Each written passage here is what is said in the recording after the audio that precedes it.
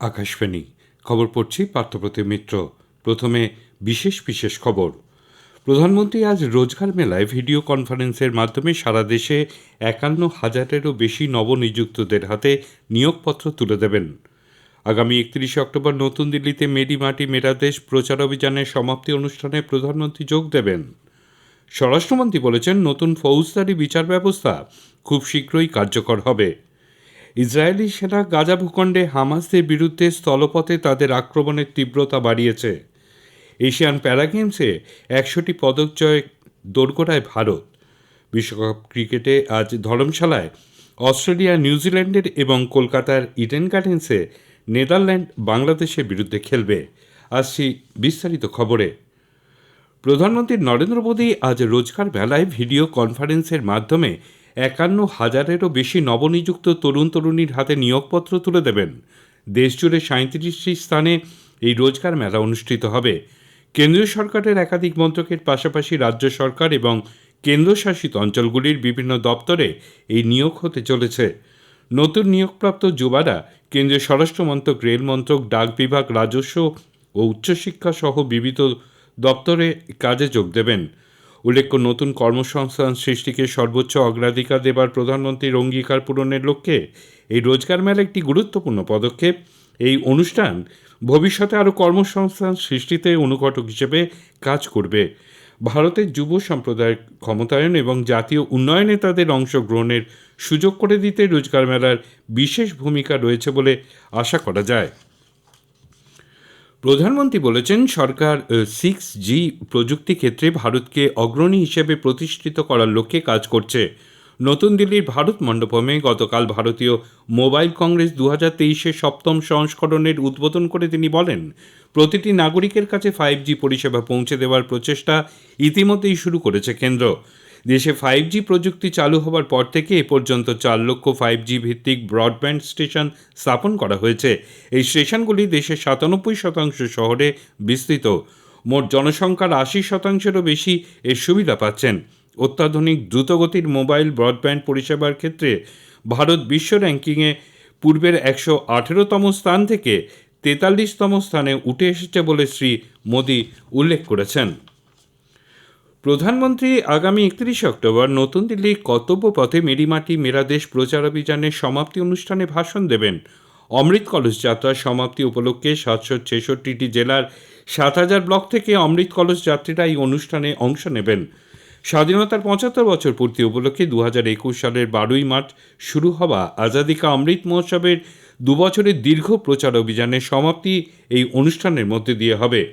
Mary মাটি মেরা দেশ অনুষ্ঠানের বিষয়ে সংস্কৃতি মন্ত্রকের সচিব গোবিন্দ মোহন জানিয়েছেন, 36টি রাজ্য ও কেন্দ্রশাসিত অঞ্চল থেকে 17,000-এরও বেশি অমৃত কলস যাত্রী দুদিনের কর্মসূচিতে অংশ নিতে জাতীয় রাজধানীতে আসছেন। প্রধানমন্ত্রী নরেন্দ্র মোদী অমৃত কলস যাত্রী এবং জাতির উদ্দেশ্যে ভাষণ দেবেন। তিনি দেশের জন্য জীবন উৎসর্গকারী বীরদেরও স্মরণ করবেন। অনুষ্ঠানে প্রধানমন্ত্রী ভার্চুয়াল মাধ্যমে ইন্ডিয়া গেটের কাছে অমৃত ভাটিকার ভিত্তিপ্রস্তরও স্থাপন করবেন। একই দিনে একটি স্বায়ত্তশাসিত সংস্থা মেরা যুবা ভারত এর সূচনা হবে। যুব সম্প্রদায়ের নেতৃত্বাধীন উন্নয়নের প্রতি সরকারের বিশেষ নজরের মধ্যে দিয়েই তুলে ধরা হবে।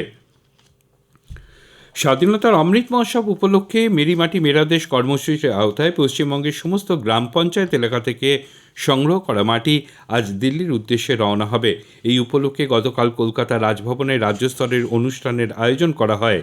ভারতীয় সীমান্তরক্ষী বাহিনী এবং নেহেরু যুব কেন্দ্রের যৌথ উদ্যোগে আয়োজিত এই অনুষ্ঠানে রাজ্যপাল সিবি আনন্দ বোসের হাতে মাটিপূর্ণ কলস তুলে দেওয়া হয়েছে। নেহেরু যুব কেন্দ্রের 300 জন স্বেচ্ছাসেবক মাটিপূর্ণ 350টি কলস নিয়ে দিল্লির উদ্দেশ্যে যাত্রা করবেন। রাজ্যপাল তার ভাষণে যাত্রার সাফল্য কামনা করে বলেন, এই মাটি দেশের আত্মমর্যাদার প্রতীক। রাষ্ট্রপতি দ্রৌপদী মুর্মু বলেছেন যে ক্রমবর্ধমান তাপমাত্রা এবং সমুদ্রপৃষ্ঠের উচ্চতা বৃদ্ধির মতো জলবায়ু বিপর্যয়ের অবিলম্বে উপযুক্ত মোকাবিলা করা উচিত। চেন্নাইয়ে ইন্ডিয়ান মেরিটাইম ইউনিভার্সিটির 8ম সমাবর্তন অনুষ্ঠানে বিশেষ ভাষণে গতকাল রাষ্ট্রপতি বলেন, উপকূলীয় অর্থনীতির ওপর নির্ভর করে 40 লক্ষেরও বেশি মৎস্যজীবী। ভারত বিশ্বের দ্বিতীয় বৃহত্তম মাছ উৎপাদনকারী দেশ। জলবায়ু পরিবর্তনের মোকাবিলায় সমুদ্রক্ষেত্রকে আরও তৎপর সক্রিয় করে তোলার প্রয়োজনীয়তার ওপর জোর দিয়েছেন। প্রধানমন্ত্রী নরেন্দ্র মোদী আগামীকাল 29 অক্টোবর আকাশবাণীতে মন কি বাত অনুষ্ঠানে তার চিন্তাভাবনা দেশ বিদেশের মানুষের সঙ্গে ভাগ করে নেবেন। এটি হবে মাসিক এই বেতার অনুষ্ঠানের 106তম পর্ব। অনুষ্ঠানটি আকাশবাণী এবং দূরদর্শনের সবকটি প্রচার তরঙ্গে, এআইআর নিউজ ওয়েবসাইট এবং AI news on AIR mobile অ্যাপে সকাল 10টায় সম্প্রচারিত হবে। মাফ করবেন, সকাল 11টায় সম্প্রচারিত হবে। AIR news, DD news, PMO এবং তথ্য ও সম্প্রচার মন্ত্রকের ইউটিউব চ্যানেলগুলিতে সরাসরি সম্প্রচার করা হবে মন কি বাত। হিন্দি ভাষায় সম্প্রচারের পরপরই আঞ্চলিক ভাষায় অনুষ্ঠানটি সম্প্রচার করা হবে। আঞ্চলিক ভাষার সম্প্রচার পুনরায় শোনা যাবে রাত 8টায়। এই খবর শুনছেন আকাশবাণী থেকে। কেন্দ্রীয় স্বরাষ্ট্রমন্ত্রী অমিত শাহ বলেছেন, নতুন ফৌজদারি বিচার ব্যবস্থা খুব শীঘ্রই কার্যকর হবে। বর্তমানে বিষয়টি সংসদীয় স্ট্যান্ডিং কমিটির বিচারাধীন রয়েছে। শীঘ্রই এটি সংসদের অনুমোদন পাবে বলেও তিনি আশা প্রকাশ করেন। হায়দ্রাবাদের সর্দার বল্লভভাই প্যাটেল জাতীয় পুলিশ একাডেমিতে তিনি গতকাল 75তম ব্যাচের আইপিএস প্রবেশনারিদের পাসিং আউট প্যারেডে অভিবাদন গ্রহণ করেন। সেখানে ভাষণে তিনি বলেন, सीआरपीसी, आईपीसी और एविडेंस एक्ट, ये तीनों कानूनों में आमूलचूल परिवर्तन कर सरकार ने 3 नए कानून देश की संसद के सामने रखे हैं। कुछ ही समय में ये कानून पारित हो जाएंगे और ये कानून के आधार पर हमारी नई क्रिमिनल जस्टिस सिस्टम की शुरुआत होगी। पुराने कानूनों का उद्देश्य शासन को सुरक्षित रखना था, नए कानूनों का उद्देश्य जनता के अधिकारों को सुरक्षित रखना और जनता के अधिकारों को जनता तक पहुंचने में रोकने वाली सभी ताकतों को परास्त करना है। অনুষ্ঠানে শ্রী শাহ বলেন, জনগণের অধিকার রক্ষায় উন্নত ভারতীয় দণ্ডবিধি, ফৌজদারি কার্যবিধি এবং সংশ্লিষ্ট আইনগুলিকে এক ব্যবস্থার আওতায় নিয়ে আসা হচ্ছে। স্বরাষ্ট্রমন্ত্রী অমিত শাহ 3 দিনের সফরে মধ্যপ্রদেশ যাচ্ছেন। আর সকালে তিনি চিন্দওয়ারা পৌঁছাবেন। সেখান থেকে তিনি জব্বলপুর এবং ভোপালেও যাবেন। রাজ্যে আসন্ন বিধানসভা নির্বাচনের রণকৌশল নিয়ে আলোচনা করতে তিনি ভোপাল, ইন্দোর, গোয়ালিয়র এবং রেওয়া অঞ্চলের দলীয় নেতৃবৃন্দের সঙ্গে বৈঠক করবেন।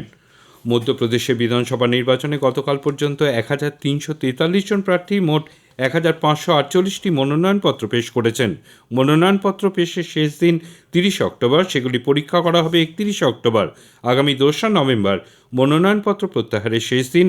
আগামী 17ই নভেম্বর মধ্যপ্রদেশে একটি পর্বেই ভোট নেওয়া হবে। ভোট গণনা হবে 23রা ডিসেম্বর। ইসরায়েলি সেনা গাজা ভূখণ্ডে হামাসদের বিরুদ্ধে স্থলপথে তাদের আক্রমণের তীব্রতা বাড়িয়েছে। ওই এলাকায় ইসরায়েলি যুদ্ধবিমান থেকে ব্যাপক আকারে বোমা নিক্ষেপ করা হয়েছে। হামাস জানিয়েছে, উত্তর গাজায় বেশ কয়েকটি ইসরায়েলের ট্যাঙ্ক ও সেনাবাহিনীর দল প্রবেশ করেছে।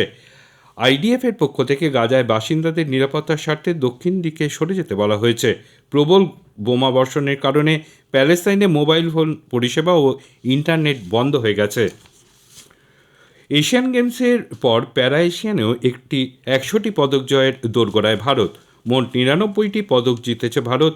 99টি পদকের মধ্যে 25টি সোনা, 29টি রূপো এবং 45টি ব্রোঞ্জ রয়েছে।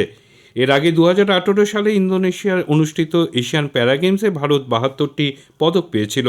এ পর্যন্ত সেটাই ছিল ভারতের সবচেয়ে ভালো ফলাফল। কলকাতার ইডেন গার্ডেন্সে আজ বিশ্বকাপ ক্রিকেটের ম্যাচে নেদারল্যান্ডস বাংলাদেশের বিরুদ্ধে খেলবে। খেলা শুরু হবে দুপুর 2টায়। দু দলই 5টি করে ম্যাচ খেলেছে। একটিতে জিতে 2 পয়েন্ট করে সংগ্রহ করেছে। নেট রান রেটে এগিয়ে থাকা বাংলাদেশ 10 দলের পয়েন্ট তালিকায় 8ম স্থানে ও নেদারল্যান্ড সবশেষে রয়েছে। ধরমশালায় হিমাচল প্রদেশ ক্রিকেট অ্যাসোসিয়েশন স্টেডিয়ামের দিনের অন্য ম্যাচে অস্ট্রেলিয়া নিউজিল্যান্ডের বিরুদ্ধে খেলবে। খেলা শুরু হবে সকাল 10:30টায়। চেন্নাইয়ে এম.এ. চিদাম্বরম স্টেডিয়ামে গতকাল বিশ্বকাপ ক্রিকেটের রুদ্ধশ্বাস ম্যাচে দক্ষিণ আফ্রিকা পাকিস্তানকে 1 উইকেটে হারিয়ে দিয়েছে। টসে জিতে প্রথমে ব্যাট করে পাকিস্তান 46 ওভার 4 বলে 270 রানে অল আউট হয়ে যায়। জবাবে ব্যাট করতে নেমে দক্ষিণ আফ্রিকা 9 উইকেটে হারিয়ে 16 বল বাকি থাকতেই প্রয়োজনীয় রান তুলে নেয়। শেষ করার আগে খবরের বিশেষ অংশ আরেকবার। প্রধানমন্ত্রী আজ রোজগার মেলায় ভিডিও কনফারেন্সের মাধ্যমে সারা দেশে 51,000-এরও বেশি নবনিযুক্তদের হাতে নিয়োগপত্র তুলে দেবেন। আগামী 31 অক্টোবর নতুন দিল্লিতে মেরা মাটি মেরা দেশ প্রচার অভিযানের সমাপ্তি অনুষ্ঠানে প্রধানমন্ত্রী যোগ দেবেন। স্বরাষ্ট্রমন্ত্রী বলেছেন, নতুন ফৌজদারি বিচার ব্যবস্থা খুব শীঘ্রই কার্যকর হবে। খবর এখনকার মতো শেষ হলো।